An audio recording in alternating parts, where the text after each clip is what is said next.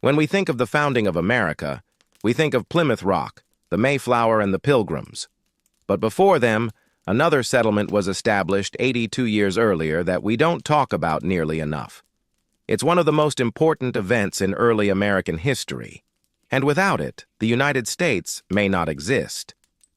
This is the story of Jamestown Settlement, America's first permanent English colony. The year is 1607, and England has decided they want to establish a colony in North America. The king at the time, King James I, would give the charter for this new colony to a group of investors led by Sir Thomas Gates and Sir Robert Heath.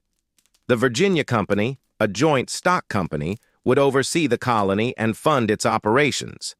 They had high hopes that this colony would be a huge success and make them all very rich.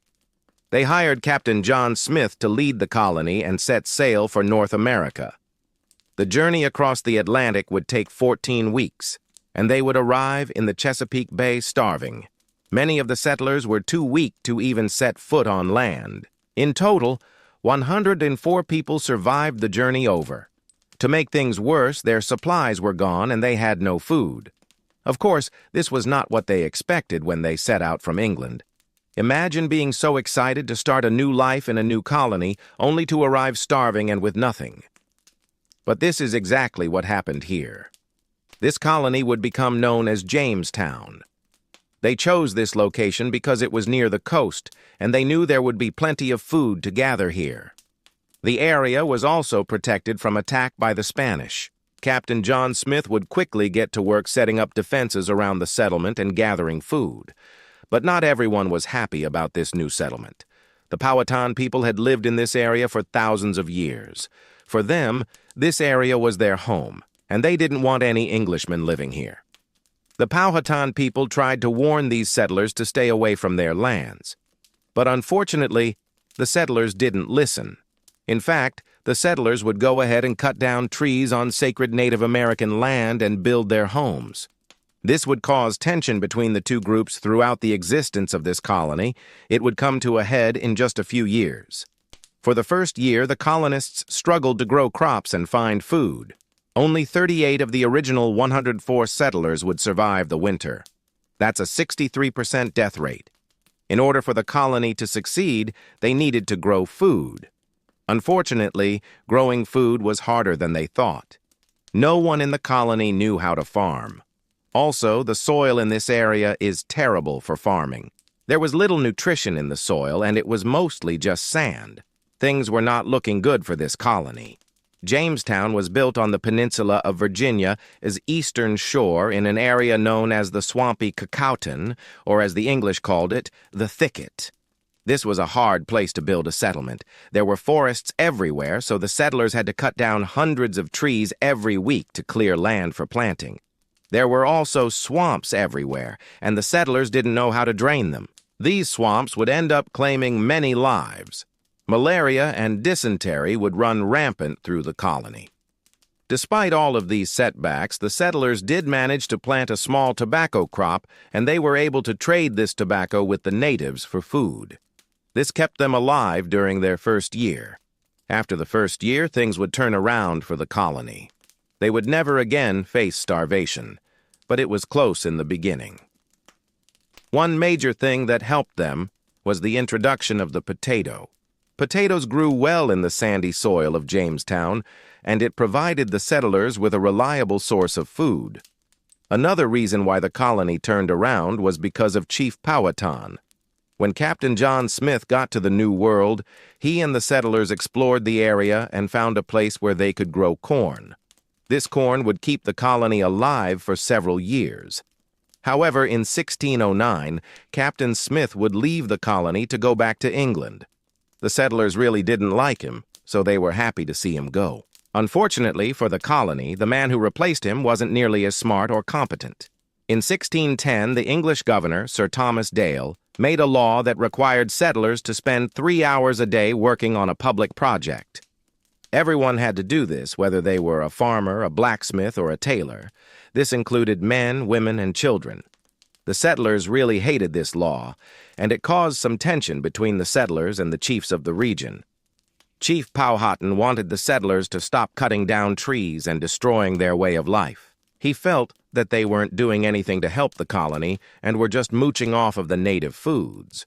So the chief stopped trading with the colony, which put the colony in danger of starvation once again. Fortunately, the ships arrived just in the nick of time and brought food to the starving settlers.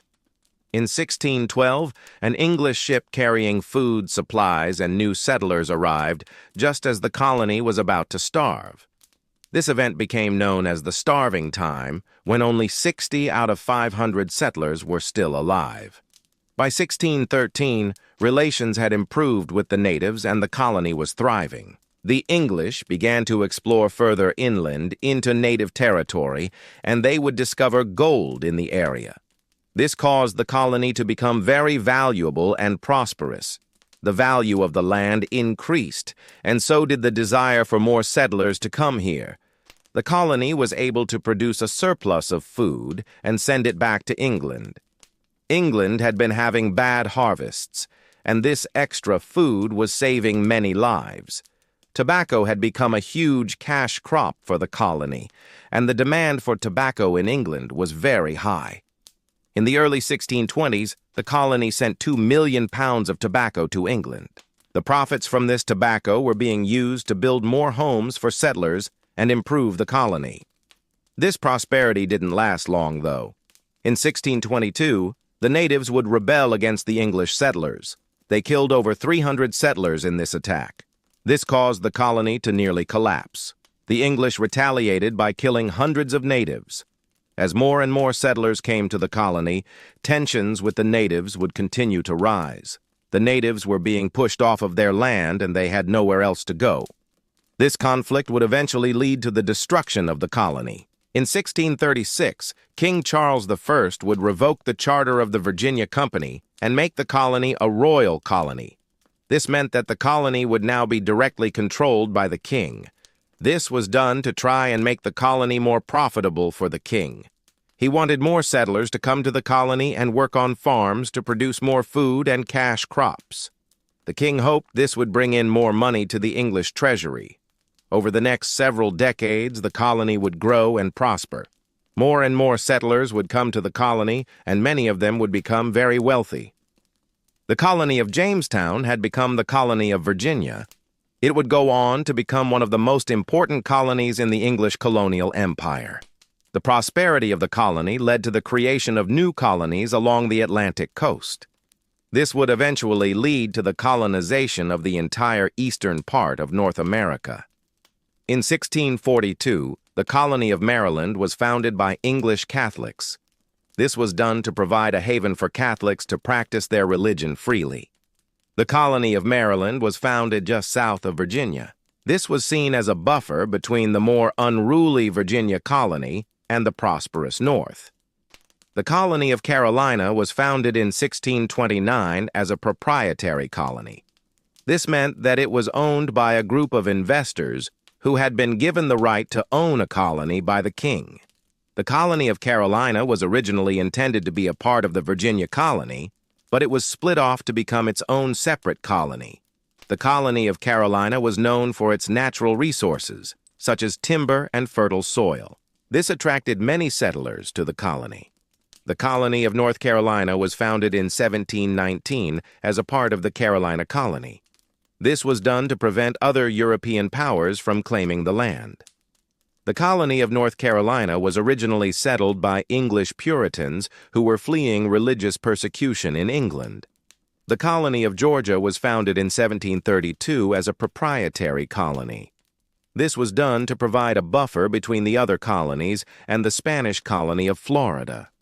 The colony of Georgia was originally settled by English debtors who had been sent to the colony as punishment. All of these colonies would go on to become part of the United States of America. Without the founding of Jamestown, none of this would have ever happened. What would you like to see us cover next?